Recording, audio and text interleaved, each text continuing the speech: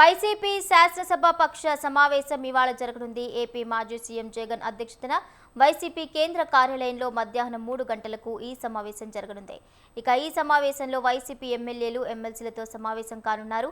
త్వరలో జరగనున్న అసెంబ్లీ సమావేశాల నేపథ్యంలో అనుసరించాల్సిన వ్యూహాలపై చర్చించనున్నట్లు పార్టీ వర్గాలు తెలిపాయి. అసెంబ్లీలో ప్రజా సమస్యలు, ప్రభుత్వ విధానాలపై పార్టీ తరపున తీసుకోవాల్సిన వైఖరి, చర్చల నిర్వహణ విధానం తదితర అంశాలపై వైఎస్ జగన్ ఎమ్మెల్యేలు, ఎమ్మెల్సీలకు దిశానిర్దేశం చేయనున్నారు. ఇదే అంశానికి సంబంధించిన పూర్తి అప్డేట్స్ మా ప్రతినిధి అలీం అందిస్తారు.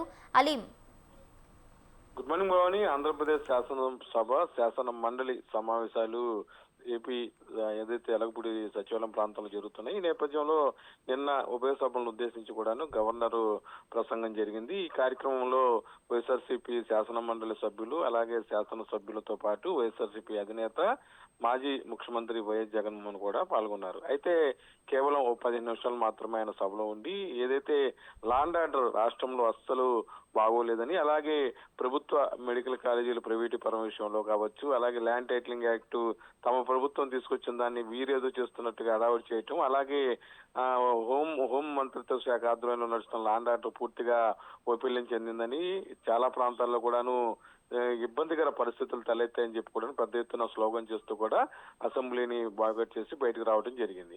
అయితే ఈ నేపథ్యంలో పూర్తిగా కూడాను వైసీపీ నేతలు, అదే ఎవరైతే శాసన మండలి, శాసనసభ సభ్యులు అనుసరించాల్సిన వ్యూహాలపై ఈ రోజు తాడేపల్లి సెంట్రల్ ఆఫీస్ లో మాజీ ముఖ్యమంత్రి వైఎస్ జగన్ క్యాంప్ కార్యాలయంలో ఈ రోజు ఒక సమావేశాన్ని ఏర్పాటు చేశారు. ఈ సమావేశంలో శాసన మండలి ప్రతిపక్ష నేత బొత్స సత్యనారాయణ తన శాసన మండలి సభ్యులతో పాటు ఇటు ఎవరైతే 11 మంది శాసనసభ్యులు ఉన్నారో మాజీ ముఖ్యమంత్రి జగన్ తో కలిపి వారందరూ కూడా ఓ సమావేశాన్ని నిర్వహిస్తున్నారు. దీంట్లో జగన్ వారందరూ కూడాను శాసన సభలో, శాసన మండలిలో అనుసరించాల్సిన వ్యూహాలపైన ఒక చర్చకు దారితీసే అంశాలన్నిటి కూడాను మాట్లాడనున్నారు.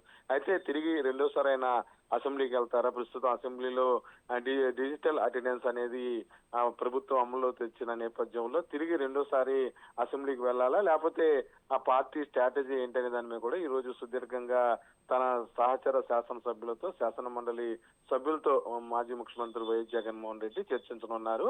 అయితే దీనికి సంబంధించి కూడాను 3 గంటల తర్వాత లోపల జరిగిన అంశాలన్నీ కూడాను శాసన మండలి ప్రతిపక్ష నేత బొత్స మీడియాకి వెల్లడించే అవకాశం ఉంది. ఇప్పటికే శాసన సభ్యులు ఎవరైతే వివిధ ప్రాంతాల్లో ఎన్నుకోబడ్డారో వారందరూ కూడాను తాడేపల్లి పరిసర ప్రాంతాల్లో బస చేస్తున్నారు. అలాగే శాసన మండలి కార్యక్రమాలు పాల్గొంటే సభ్యులు కూడా రావడం జరిగింది. ఈ నేపథ్యంలో నిన్న గవర్నర్ ప్రసంగం తర్వాత ఆయనతో పాటు ముఖ్యమైన నాయకులందరూ కూడాను వైఎస్ జగన్ తో సమావేశమయ్యారు. తిరిగి ఆయన బెంగళూరు వెళ్ళిపోతారని ఒక సమాచారం ఉన్న నేపథ్యంలో ఆయన ఈ రోజు తిరిగి శాసనసభ సభ్యులు, శాసన మండలి సభ్యులతో సమావేశం అవుతారనేది చర్చకు దారితీసిందని మనం చెప్పొచ్చు. భావని సుమారు నెల రోజుల పాటు శాసనసభ, శాసన మండలి సమావేశాలు జరుగుతున్న నేపథ్యంలో పార్టీ అనుసరించాల్సిన వ్యూహాలు, అలాగే శాసన మండలిలో ఎక్కువగా బలం ఉన్న నేపథ్యంలో ఆ ప్రభుత్వాన్ని ఇరుకున పెట్టే అంశాలు, అలాగే ప్రస్తుతం లా అండ్ ఆర్డర్, ప్రభుత్వ మెడికల్ కాలేజీ ప్రైవేటీకరణతో పాటు తిరుపతి లడ్డు విషయం మీద కూడాను చర్చ వచ్చే అవకాశం ఉన్నట్లుగా తెలుస్తుంది. దాన్ని ధీటుగా శాసనమండలిలో ఎలా ఎదుర్కోవాలనే అంశం మీద బొత్సతో, అలాగే శాసన మండలి సభ్యులు మా మరిది వరుడు కళ్యాణి, అలాగే మొన్నితో ఒక అరుణ్ కుమార్ తదితరులు కూడా ఈ రోజు వైఎస్ జగన్ మాట్లాడినట్లుగా తెలుస్తుంది. Pawan, okay, thank you Aleem, thank you for the updates.